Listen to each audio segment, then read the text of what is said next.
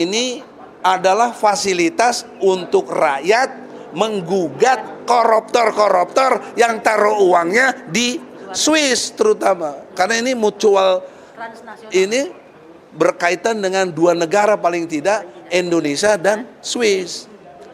Ini yang rakyat nggak banyak ngerti, ya.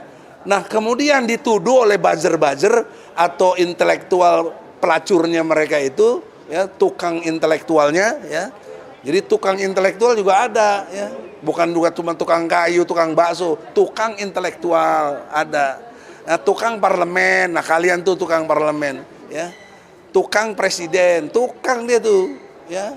Jadi dakocan tidak bisa bertindak supaya moralnya itu berintegritas, kapasitas dan otoritasnya tidak fungsional.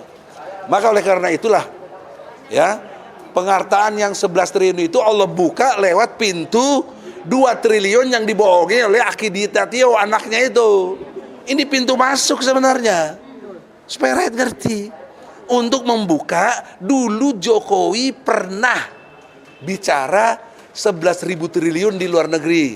Tapi di samping 11 triliun Jokowi juga ngomong, di kantong saya lebih banyak dari itu. Betul nggak? Betul. Artinya itu di luar dari yang 11 triliun. Ada di kantong dia. Kok dia malah ngutang? Kok malah ngutang? Kok tidak dikeluarin yang di kantong dia tuh? Karena terlalu banyak baca buku Doraemon, jadi kantong Doraemon ini dianggap bisa semuanya itu loh. Wah itu fakta, dia memang sukanya Doraemon, itu persoalannya, ya. Nah ini kan harusnya dipanggil oleh DPR, kenapa begini? Kenapa tidak jalankan Undang-Undang nomor 5 tahun 2020? Mengapa? Itu yang kami ingin, rakyat, betul?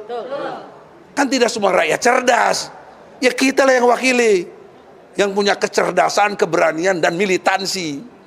Anugerah dari Allah, bukan untuk disombongkan. Nah untuk itulah, di dalam kesempatan ini, sudi kiranya, masih ada waktu. Tapi saya lihat, khusus untuk Presiden, dia telah memberikan jawaban, menyatakan gugatan kita ini salah alamat, mestinya ke PT UN katanya. Nah, secara ilmu hukum, biar rakyat mengerti ini, lewat ini. Itu yang keliru kalian tadi saya bilang cacat berpikir. Jadi keliru. Moralnya keliru menilai kita. Dan tindakannya jadi keliru. Tidak mau datang. PT UN itu lembaga peradilan yang disediakan untuk besiking namanya. Artinya keputusan pemerintah yang berupa reguler, peraturan dijalankan oleh pemerintah tapi tidak pada tempatnya. Oke, PT UN itu. Tapi yang kami gugat adalah perbuatan tercela Jokowi yang pembohong, yang dusta, yang nggak ada kebijakannya, tapi omongan dia sendiri gitu loh. Masa mau ke PT UN? Nanti di PT UN saya tanya, mana keputusannya? Ah, pusing kita. Kok sekarang kita disuruh ke PT UN gitu? Gimana sih logikanya? Kalian banyak lawyer coba, ayo berhadapan sama kita, adu intelektual. Bagaimana untuk betul-betul kebenaran yang harus kita dapati? Jokowi bisa sewa lawyer yang paling top, olesin datang, ya. Adu argumentasi. Jangan ada ketua pimpinan lawyer malah membantu salah satu pimpinan negara ini, ya, dalam hal ini Saudara Muldoko, untuk menggugat ICW.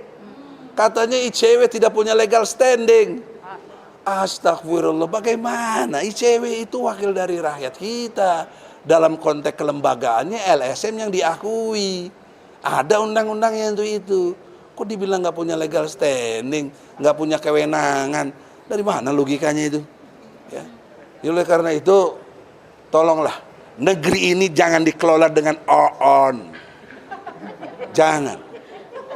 Negeri ini harus dikelola dengan kecerdasan, keberanian dan militansi yang benar, sehingga Indonesia menjadi visinya negara superpower.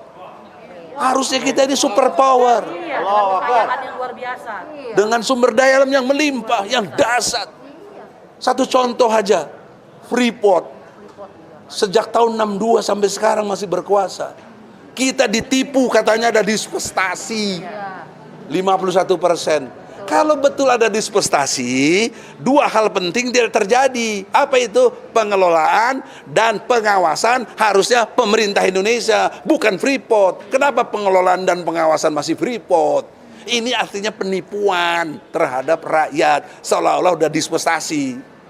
Ini kan dusta, harusnya DPR panggil, harusnya panggil. Padahal dari hasil emas, Anda tahu? Ibu-ibu mesti tahu, 1 gram berapa? Juta. 300 dia nggak pernah beli. 1 juta. Antam 1 juta. 1 gram. 1 gram itu 1 juta. 1 ton berapa gram? 1000. Ya, sejuta. Aduh, SD aja gak tamat tuh. Sejuta gram. Nah, kalau 1 juta gram, 1 gramnya 1 juta, berarti 1 ton 1 triliun, baru pintar, lulus, dapat sepeda. Ya, itu baru dapat sepeda itu. Artinya apa, saudara? Perspektif hitung-hitungan, jutaan ton emas dikelola di Freeport sejak tahun 62 itu, kemana uangnya? Mengapa kita cuma dapat 1 paling tinggi sampai 9%? Mengapa? Sekarang yang nikel lagi, Bang. Belum lagi nikel, belum batu bara, belum lagi BBM, minyak bumi itu, belum lagi kelapa sawit, belum lagi hasil laut, belum lagi hasil hutan. Dasar, Anda tahu hasil hutan? 1 bulan harusnya rakyat terima uang 10 juta dari kelola hutan itu. Setiap rakyat 1 orang. Kalau dari emas tadi per tahun per seorang terima 200 juta tanpa kerja. Berarti tidak ada kemiskinan harusnya ya? Tidak ada kemiskinan. Itulah kita super power mestinya. Mati di lubung padi dong. Maka jangan kelola negara ini dengan oon dan penjilat. Moralnya itu rusak. Gitu. Jangan kayak dakocan gitu loh. Yang bisa dikesana kemari. Bukan. Itu tidak punya integritas namanya. Oleh karena itu, tidak bermaksud gagah-gagahan, tapi kami menuntut hak rakyat, yaitu kesejahteraan. Karena tugas pokok presiden adalah mensejahterakan seluruh rakyat Indonesia. Kami menuntut pada presiden, karena tugas pokok presiden mencerdaskan kehidupan bangsa. Jangan kita dibikin goblok begini. Pendidikannya juga tuh, Bang, pendidikan, sekolah. Ya itu namanya kecerdasan tadi. Kami punya hak sebagai rakyat, karena tugas pokok presiden adalah menjaga tumpah darah rakyat Indonesia. Tapi kenapa rakyat ada yang dibunuhin? Iya, benar. 6 laskar. Itu 6 laskar itu satu sisi. Sisi lain yang mendasar adalah waktu pemilu 2019, 800 orang meninggal tanpa ada otopsi, tanpa ada penjelasan. KPPS itu. Itu siapa? Nah, kenapa DPR cicing we? Mestinya panggil presiden. Kenapa ini terjadi? Dan juga koruptor itu, janjinya si Julia Batubara, Menteri Sosial, akan dihukum hukuman mati oleh KPK, tapi cuma dituntut oleh jaksa KPK. Jangan lupa KPK yang nuntut 11 tahun. Ini kan pengkhianatan kepada rakyat. Janganlah rakyat disakiti. Jangan anggap rakyat itu goblok. Ya. Oleh karena itu, lewat advokasi saya ini, ya, untuk supaya presiden bertobat, kita kasih kesempatan, karena itu ajaran Islam. Tapi banyak yang nyinyir kepada saya, mana mau Jokowi tobat. Kita sangka baik, dia presiden kita. Tapi kalau pada saatnya juga tidak, maka Allah yang akan mengazabnya. Termasuk DPR kau semuanya. Diazab oleh Allah. Kalian punya dosa struktural. Kalian memegang struktur presiden. Kalian memegang struktur sebagai DPR. Dibandingkan kita rakyat nothing. Maka dibalik itu kalian harus bertanggung jawab. Itulah dosa struktural kalian.